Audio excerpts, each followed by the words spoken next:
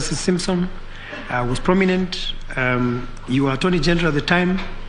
A number of things happened around Section 83 post our judgment.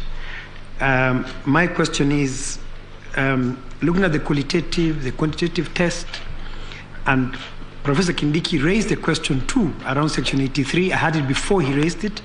Could you speak to it? And what is the approach you should take in this case regarding the test to apply? Number two, again, to your team, and any of you could answer it. It's not a flippant question. I'm raising it deliberately because I have reason to. I know that the events of 15th August are in our minds, but remember that there was an extra day by which Mr. Chebukati could have declared the result. Why did he not wait until that day, violence or no violence? Perhaps you have another reason. Reach out to the commissioners, the four that are now named the four. Try and reach a consensus.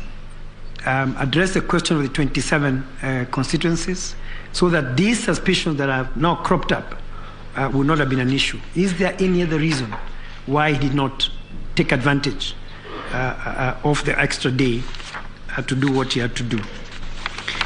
Mr. Oraro, I understand where you're coming from. I understand where your clients are coming from. I understand where Mr. Kenyo and Mr. Kihara and the rest are coming from. We are now in a sport where public office is becoming exceedingly dangerous. Falsehoods are being peddled, not just to those on this side, but more even on this side and those outside. So I understand the need for you to say, my clients would like to clear their names because they've been mentioned in these proceedings. But let us come back to the proceedings, the pain of social media, the pain of affidavits aside. What do you want this court to do with the information you've given us? So we have had your side of the story. We've had Mr. Chebukati's side. We've had Cherera's side and our colleagues. What do you tell the court to do in the context of this judgment, in the context of the issues for determination? What do we do with the matters you placed before us? And while you're at it, you also mentioned Section 83. Perhaps you could also say something about Regulation 87.3. Perhaps since you appear for the Attorney General, and for the first time you're not appearing as amicus but as a respondent, could you say something about Regulation 87.3 and the question I posed to Mr. Noroji? It would be helpful for us if we could hear you on that question. I believe those are my, Mr. Mahat, I may have missed this, but I still want to clear my, this is a question I posed to Mr. Murgora as well.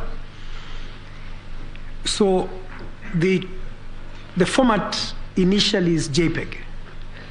At what point exactly does it convert to PDF? Forget the CSV story. I guess Mr. Mulgo dropped that. But I just want to understand for myself.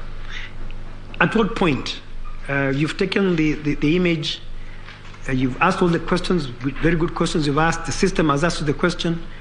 At what point does it convert to PDF? I thank you all very much. Thank you, Judge President.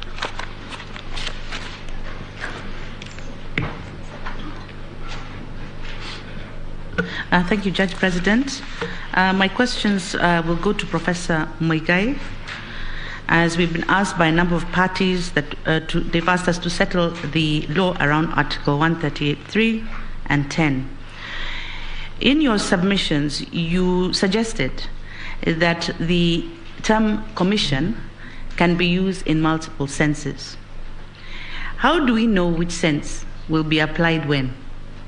As a former Attorney General, perhaps you can point out to us whether it is in regulations, it is in the law, but how do we know which sense is applied when? My second question goes to the history of independent commissions, and Professor